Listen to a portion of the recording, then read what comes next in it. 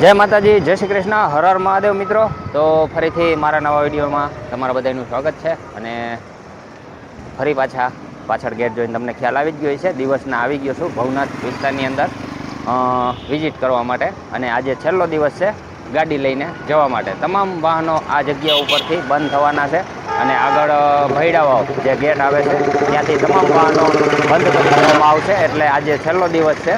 તો મેં કીધું આ તહેવાર જે મહાશિવરાત્રિ ના દિવસે ભાવ, ભોજન અને ભક્તિ એવું ત્રિવેણી સંગમ. તો તમે પણ આ લાવો લેવા માટે આવો છો કે નહીં, કમેન્ટમાં જરૂર કહેજો. હર હર મહાદેવ લખતા જાજો. અને તૈયારી લગભગ બધી થઈ ગઈ છે. તો તેના તમામ દ્રશ્યો અને ક્યાં કેવી સુવિધા અને શું શું કાર્યક્રમ છે બધા આયોજન તમને આ વિડીયોના માધ્યમથી બતાવવાનો છું. તો બન્યા રહેજો વિડીયોમાં એન્ડ સુધી. અને મિની કુંભ મેળો જે જાહેર કરવામાં આવેલો છે, તો ખૂબ સરસ મજાની આ વખતે જે મહાશિવરાત્રિના પર્વને લઈને તૈયારી થઈ છે. આવી તો લગભગ તૈયારી એકેય શિવરાત્રિમાં નથી થઈ. તો ચાલો જઈએ ભવનાથમાં, કેવી તૈયારી થઈ ગઈ છે. આજે છેલ્લો દિવસ છે, ગાડી લઈને જઈ આવીએ. આપણે પહોંચ્યા છીએ ગિરનાર દરવાજે. તો પોલીસ તંત્ર બહુ મોટી સંખ્યામાં આવી ગયું છે, જે આ મેળાને સુરક્ષા કરવા માટે થઈને. જો અત્યારે કાફલો બધો આવી ગયો છે. વાહ ભાઈ વાહ.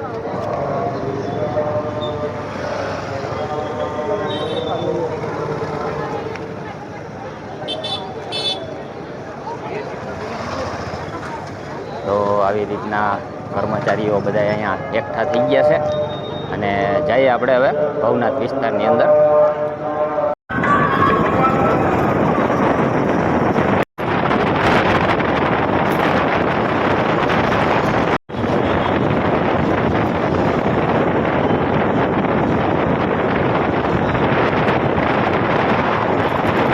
મુકુંદથી આગળ આવીએ અને જે અહીંયા પાર્કિંગ હતું ત્યાં સાંસ્કૃતિક કાર્યક્રમ માટે ખૂબ સરસ મજાનું અત્યારે સ્ટેજનું કામ ચાલુ છે.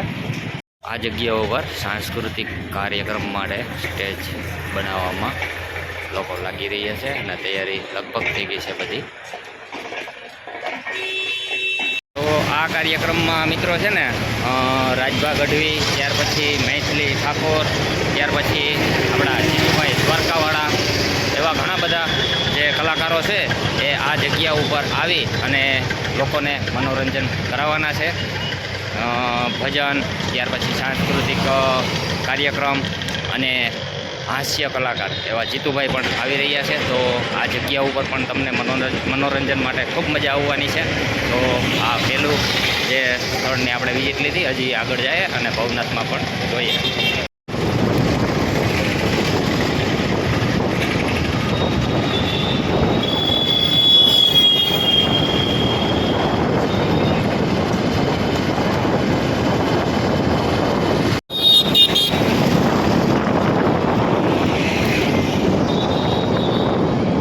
અત્યારે પહોંચી ગયા છીએ આપણે દસ ચોકમાં. સામે દેખાય છે ભવનાથ મહાદેવનું મંદિર.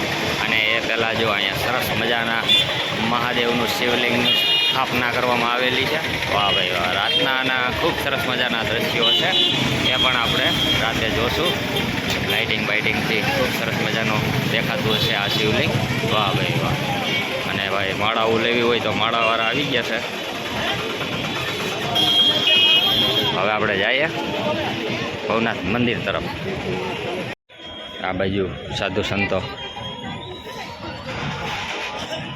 મંદિરના પટાંગણમાં પણ ખૂબ સરસ મજાની જો આવા ચોરસ બોક્સ રાખેલા છે. નજીકથી તમને બતાવું.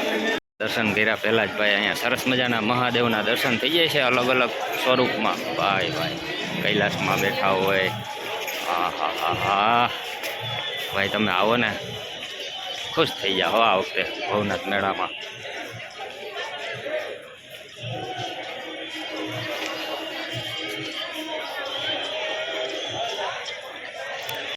ઉપર હર હર મહાદેવ. વાહ, અંદર જઈને દર્શન કરાવી દઉં તમને. પછી કાલથી તો બહુ નક્કી નહીં, હવે મહાદેવના દર્શન કરવા બહુ અઘરા થઈ જાય હવે તો. હાલો દર્શન કરાવી દઉં. મહારાજ અને મેઇન ગેટ બંધ કરી દીધો છે, એક એન્ટ્રી માટે એક્ઝિટ માટે. મંદિર સરસ મજાનું શણગારી દીધું. વાહ ભાઈ વાહ.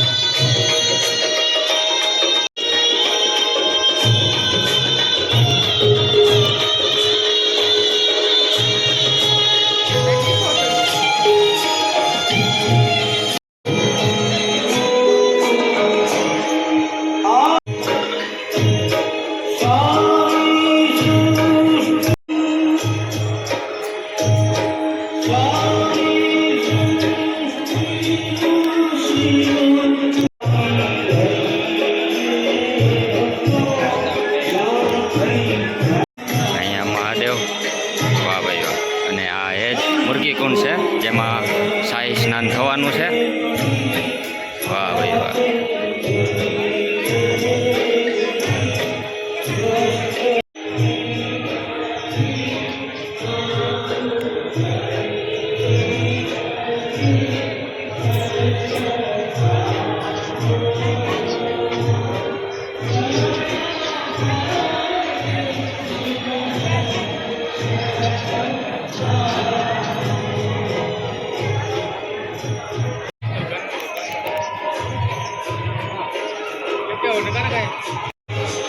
ને ભાઈ મહાદેવની સામે પટાંગણમાં જે ચિત્ર બની રહ્યું હતું, પેન્ટિંગ થઈ રહ્યું હતું, કામ પરિપૂર્ણ થઈ ગયું છે અને લોકો અત્યારે સેલ્ફી ફોટા લઈ રહ્યા છે અને ખૂબ સરસ મજાનું પેન્ટિંગ થઈ ગયું છે. આવીને જરૂર દર્શન કરજો. વાહ ભાઈ વાહ. જય ગિરનારી, જય ભવનાથ મહાદેવ મહાદેવ.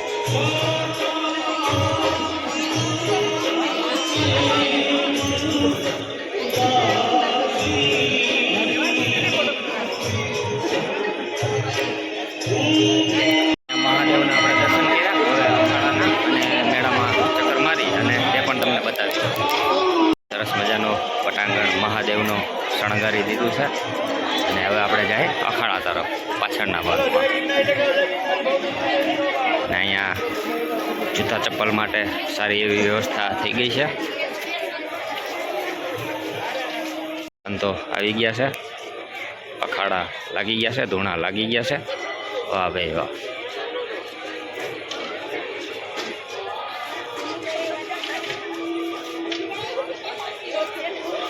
જય ગિરનારી. વાહ ભાઈ વાહ.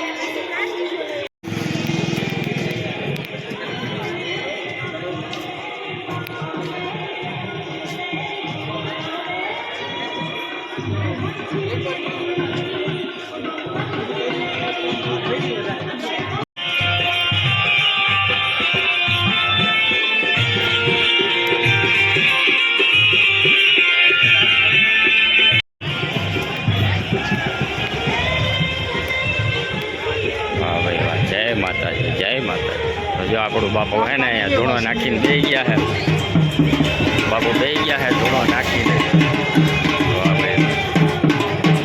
જય ગિરનારી બાપુ. અત્યારે ભારતી બાપુના આશ્રમ પાસે છીએ અને અહીંયા જો જુનાગઢ દ્વારા આયોજિત ફ્રી મેડિકલ કેમ્પ છે. તો તમારે દવાની કંઈ જરૂર હોય ને તો ભારતી બાપુનું આશ્રમ છે તેની બાજુમાં દવા મળી જશે. કેમ્પ ત્યાં છે ને હવે આ બાજુ અખાડા તરફ જઈએ.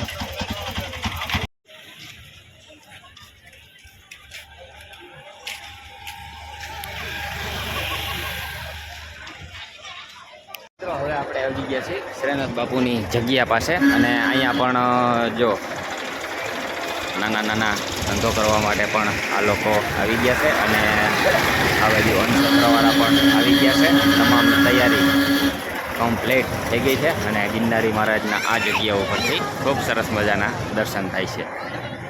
તો આવું કંઈક આજનું ભવનાથનું અપડેટ છે. ખૂબ સરસ મજાની તૈયારી થઈ ગઈ છે. તો હજી આપણે થોડોક કરીએ આજુબાજુમાં ગિરનારની સીડી તરફ જઈએ આ બાજુથી.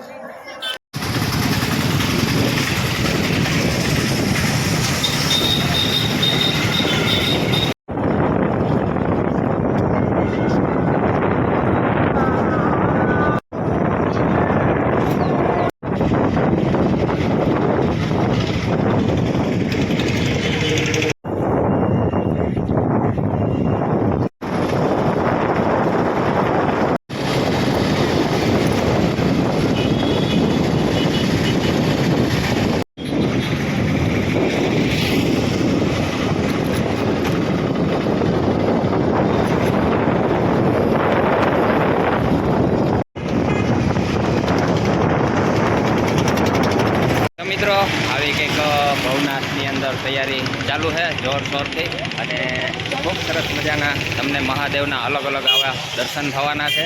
અને કાર્યક્રમની જો વાત કરું ને તો આજે 10 તારીખ થઈ ગઈ છે, અને કાલે સવારમાં ધ્વજા બંધા છે. ત્યાર પછી સાંજના સમયે 6 વાગે જે મેં તમને પહેલે જે સાંસ્કૃતિક કાર્યક્રમ થવાનો છે એ જગ્યાએથી ડમરૂ યાત્રા મહાદેવના મંદિર સુધી, ભવનાથ જે મંદિર છે ત્યાં સુધી ડમરૂ યાત્રા પણ નીકળવાની છે.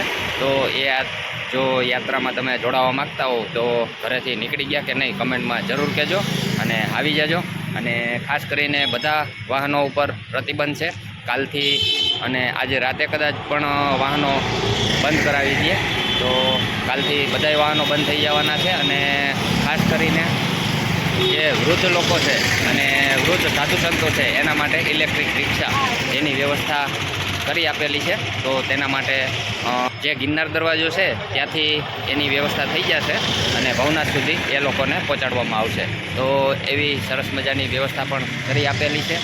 તમે મેળામાં આવો છો કે નહીં કમેન્ટમાં જરૂર કહેજો. અને જય ગિરનારી, હર હર મહાદેવ લખતા જાજો. તો આવો ભાવ ભક્તિ અને ભોજનનો આવો કાર્યક્રમ અને આવો પ્રસંગ જે ભવનાથ તળેટીની અંદર મહાશિવરાત્રિ ઉજવાઈ રહી છે તો જરૂર ને જરૂર પધારજો. મારા તરફથી ભાવભર્યું તમને બધાને આમંત્રણ છે.